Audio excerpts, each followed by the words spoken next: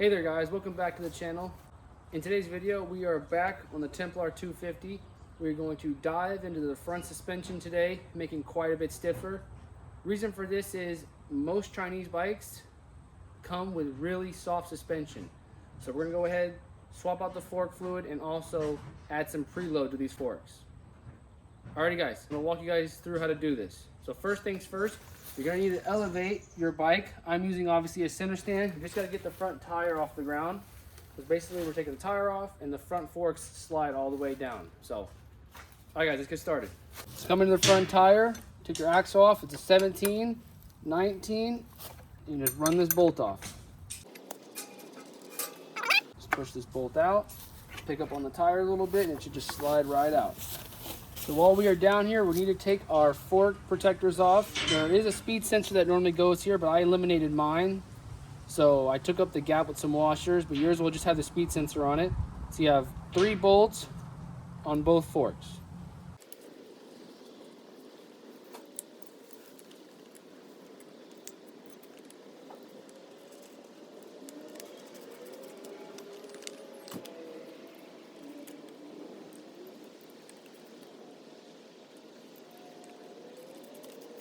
And once you have all of your fork protector bolts off, you have 2 10mm bolts holding your brake on.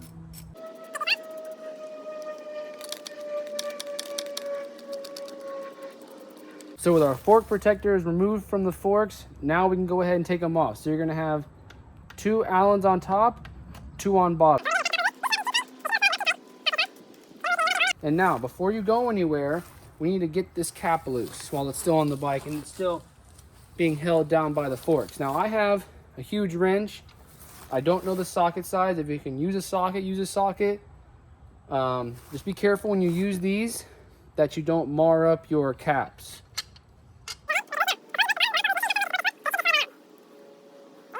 One thing I forgot to mention, you need to take your light off. So it's just these little rubber band things here, and this thing just slides right out. Just like that.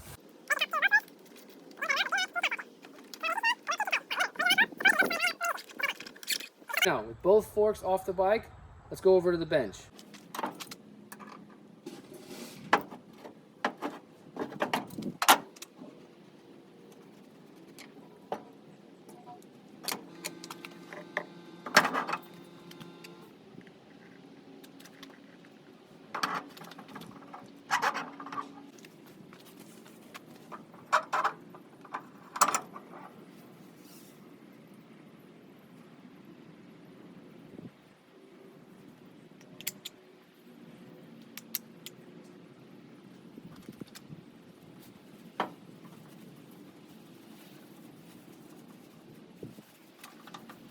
So the fork has been draining now about 8 to 10 minutes. I got about 225 milliliters out of this fork.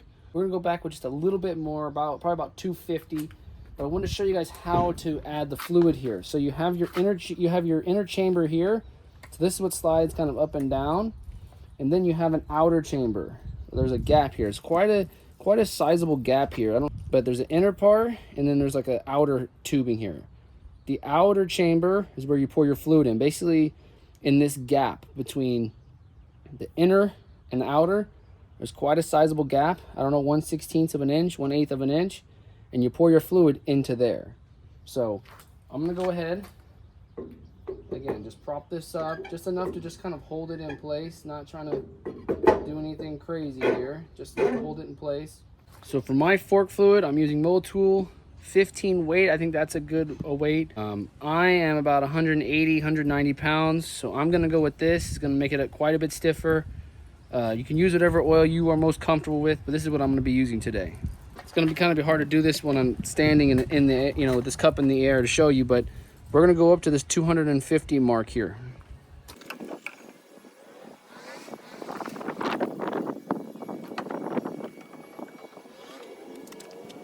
And there you go, right at the 250 mark. We're gonna dump it in now. The fluid comes out pretty slow out of this area, so I'm assuming we're gonna have to also go back in pretty slow. So this is very tedious, takes a lot of time, but we just have to get it, you know, just take your time when you're doing this.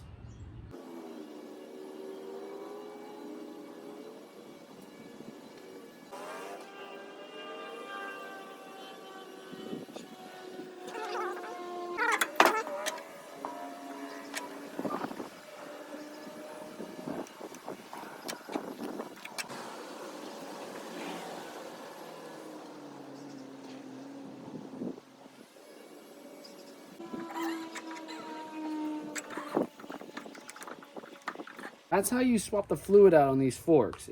It's tedious, it takes a lot of time, but it's definitely doable. Now we're gonna add some preload to this shock. So, and basically how we do this is this inner collar here, this inner shaft, you pull this down, you pull it away from the cap, and it's gonna give you some space here. They sell spacers on Amazon. I'll have a link in the description where you basically put these on there, put some Loctite on these bolts, and you're basically adding some preload to these shocks. I'll show you how it works. So you get your caps open, and you're gonna have a couple of Allen keys. You're gonna have to get those off. You just slide that collar on there, just like that. Now obviously you have your other piece here, which goes on the other side with your two screws. Now I gotta take this off, put some Loctite on these screws, but that's what it should look like when you're done. So again, we're just gonna go ahead. I'm gonna thread one on there just so it holds it in place.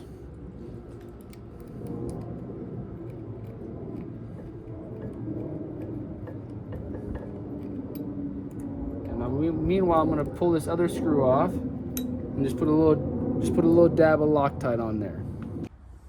Go ahead and start your bolt.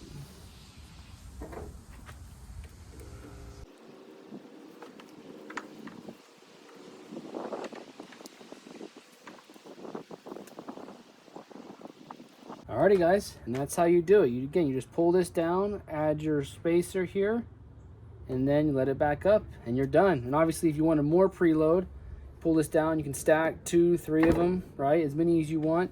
We're gonna start with one. Again, we just did also the fork fluid, so it's gonna be a very different ride quality. So I'm gonna let this kind of just sit open a little bit. I might cycle it here and there, just let any excess air out. But once you're done, that's pretty much it. I would say you want to cycle this thing probably 10-15 times, let it sit, cycle, and then when you're done, throw the cap on. But I'm gonna find a spot for this. I'm gonna let it sit open, just let the air bubbles, let it vent, right? And then while I'm working on this fork, hopefully this one will air out. With our forks fully serviced, we can go ahead and put them back on the bike.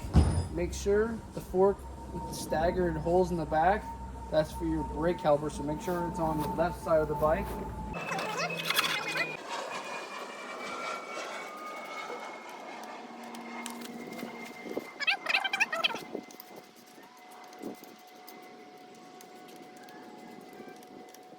And now we move on to the other fork now. So again, slide this in the hole.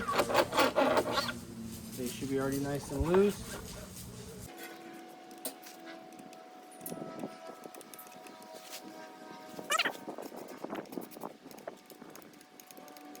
Now with both forks on, time for our fork guards.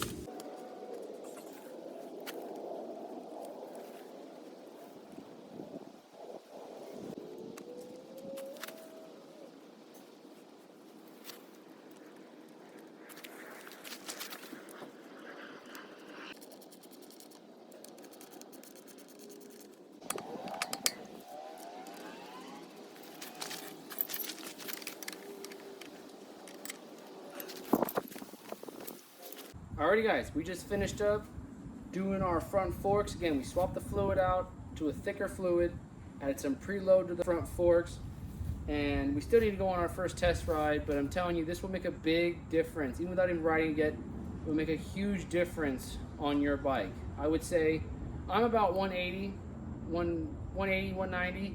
If you're in that range and you're planning on doing some trail riding or taking this to the track and jumping it, this is a must. You must do this or else you're just going to keep bottoming out your forks and eventually you're going to cause some damage or you're going to hurt yourself. So very important thing to do on these bikes.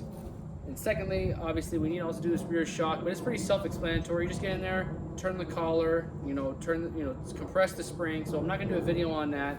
That's pretty self-explanatory, but this video will be a little bit longer. Just I want to go into great detail, get you guys the pictures, get you guys an idea of what it takes to do this. Now, it's not very difficult in my opinion, definitely a lot harder task. It's just very time consuming. I've probably spent close to an hour now by the time I have to video what I'm doing, and it takes forever for this fluid to leak out and to put the fluid back in. It's gonna look very quick on your video, but trust me, save about an hour or two if you're gonna do this job. And then, yeah, everything went pretty smoothly.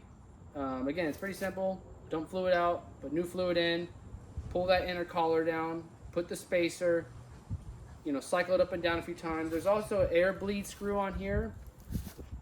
So probably after it sits for a while and it settles, you can crack that bleed screw out. And that just lets any trapped air outside the fork. So you'll get rid of that squishy feeling.